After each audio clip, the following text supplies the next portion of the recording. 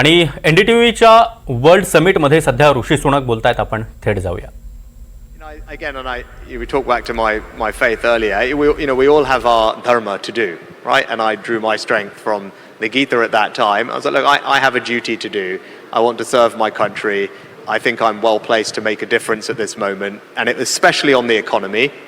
That was the thing I was there to resolve, and that's what I put my energy and focus to. And it wasn't easy, and you have to make lots of decisions that aren't politically necessarily popular, but they will bring inflation down, and that's what we did. And when I left office, inflation was back at 2%, having been in double digits. The economy was growing well. Our borrowing and debt were all under control. So on the key task of stabilizing our economy, I'm proud of what we achieved. And as I said, circumstances were difficult, but in those, you have to just do your best. And as my mother-in-law would tell me, you do your level best, and the rest is left to God, and it will be what it will be. Who gives you more advice between the father-in-law and the mother-in-law? Where do you get the more relevant and useful advice from? Certainly, the same as you don't pick between your children. You certainly don't pick between your in-laws. No, Narayan Murthy is nodding his head. Yeah, good answer. No, I mean, I get different advice from the two of them. It's probably worth spending a second on.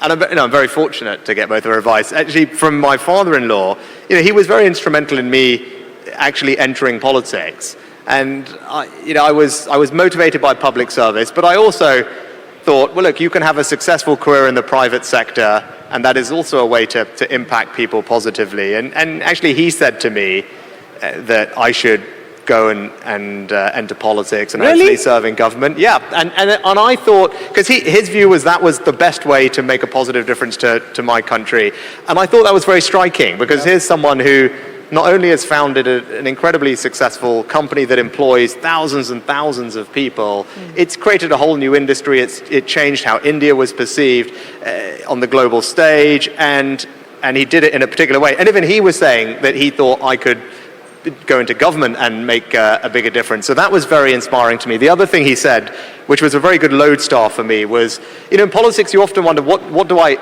aim for? Is it popularity? Is it to be loved? Is it to be feared? And you try and think, what am I aiming for? And in the same way that he organized his life, the thing that I took from him was to aim to be respected.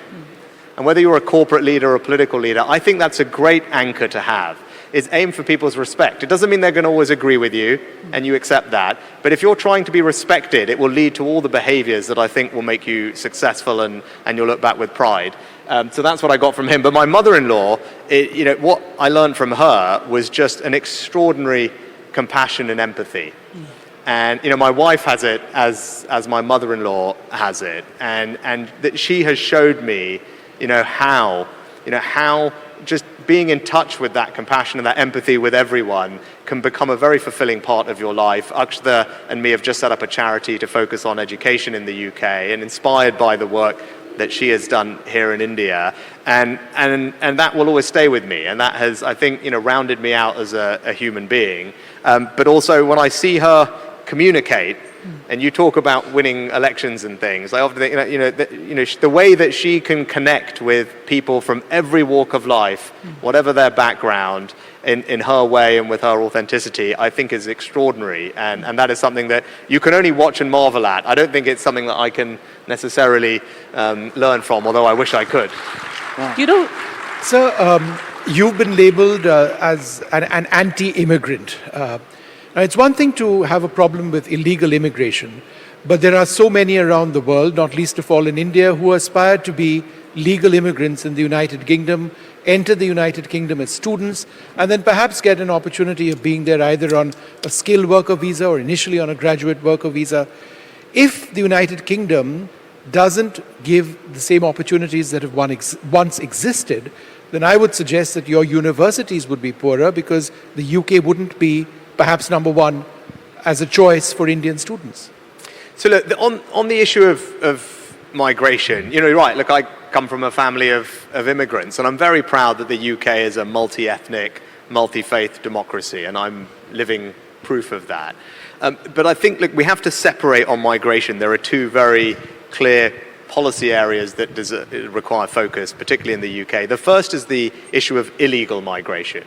And we've had an issue of people coming to our country illegally, and that's not acceptable. I mean, obviously from a very practical issue of security, it should be for the government who decides who comes to your own country. But also, as I said, it's just fundamental to our sovereignty, to any nation's sovereignty, that the people of that country decide who is coming.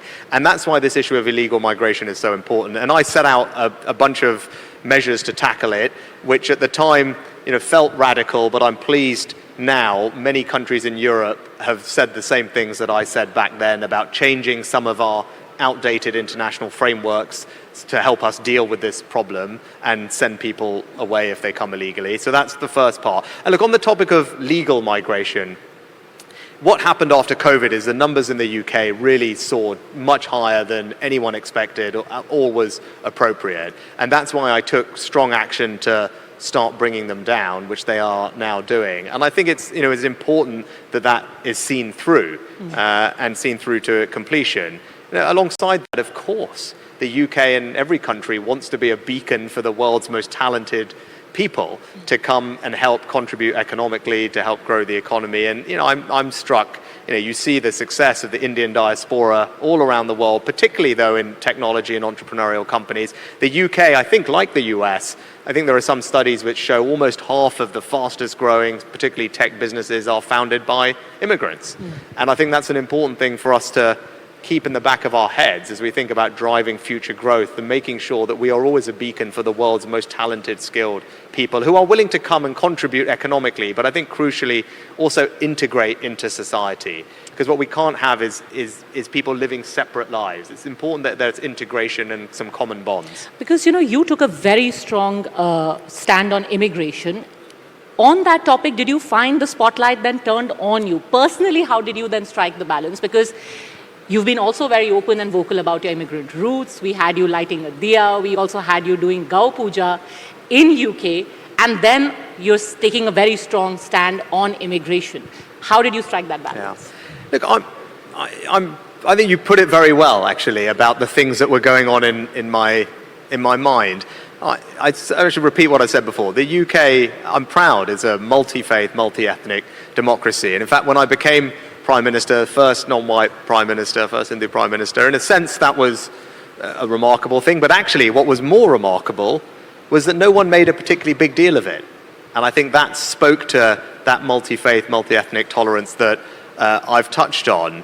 And, I took the action I did on migration because I think it's important. I think it's because I come from a family of migrants that this issue of illegal migration really offends me because, Britain is built as a country where fairness is important to us, rules is important to us. We stand in...